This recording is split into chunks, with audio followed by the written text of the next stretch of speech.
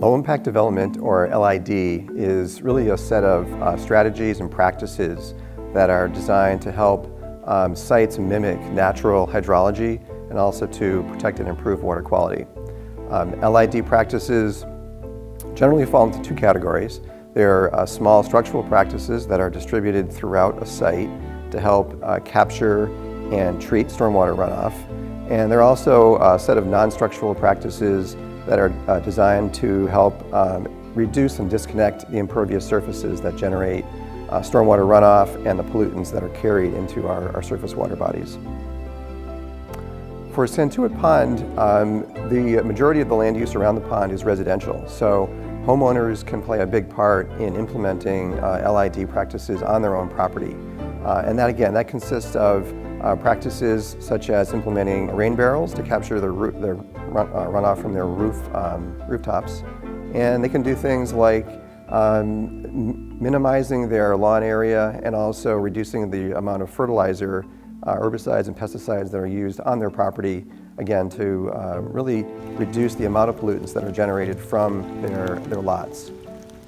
Another major source of stormwater to Santuit Pond is the network of roads in the neighborhoods around the pond. So the roads convey stormwater from people's homes, their driveways, their lawns, and that stormwater that's generated ends up going into catch basins, which are located in the road. One of the issues with the catch basins is that they tend to become covered with leaves and sediment as they collect that runoff over time. And if they're not maintained frequently, what can happen is that the stormwater can tend to bypass those catch basins and go downhill, eventually ending up in the pond itself. Many of the catch basins in Mashpee and around Santuit Pond are what's known as infiltrating or leaching catch basins, which means they have an open bottom or they have holes inside the structure that allows stormwater to actually infiltrate into the ground.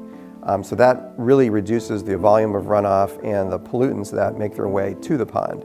But again, if they're covered in leaves, those structures simply can't do their job, and runoff tends to pass by them and end up down, causing road flooding or pollutants that are entering into the water body directly from either overland flow or erosion caused by simply too much water accumulating at the low point. The easiest thing people can do from a homeowner basis is stop fertilizing your property. It's totally within your control. It doesn't cost you anything. In fact, it saves you money. A unfertilized lawn doesn't contribute to water quality problems, doesn't require you to spend money on fertilizers and herbicides, doesn't require you to spend money getting that lawn mowed. So financially it's better for the homeowner and it improves the quality of the pond. At APCC, we have a lot of information on our website, apcc.org, that gives tips to homeowners on how they can minimize their impact on water quality, regardless of where they live, but especially if they live close to freshwater ponds. My name is Kristen Andres. I'm the Associate Director for the Association to Preserve Cape Cod.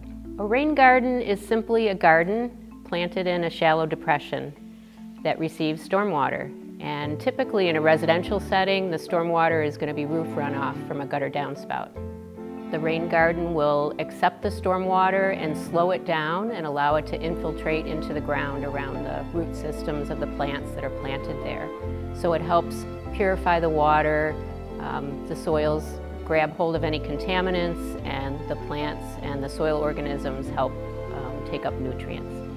The key elements to a rain garden are to situate a rain garden where the soils are well drained. You don't want water to be standing for any extended period of time. The water should be able to infiltrate. The other extremely important key part of a rain garden is the native plants because of their extensive root systems.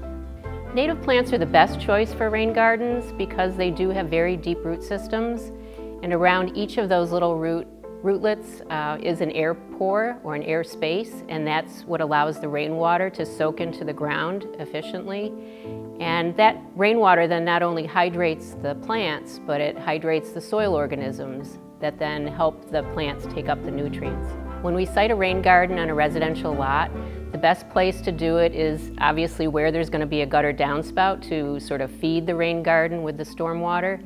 But we also want to situate the rain garden so that it's a good 10 feet from a foundation of a building so that it doesn't incur any water damage. So native plants are really important to include in a rain garden because many of our native plants are drought tolerant, and of course they're adapted to our soils. They can do very well from those periods of drought to deluge when we do have a big rainstorm. And native plants also support local food webs. They're going to support pollinators like wild bees and butterflies, and not only support them with pollen and nectar, but as part of their life cycle. And then in turn they also support birds. So birds that eat the insects and birds that might consume the seeds of the native plants in the winter. So native plants are really an important component of a rain garden for all of the ecological reasons as well as their natural function in helping purify water and helping water infiltrate into the soil.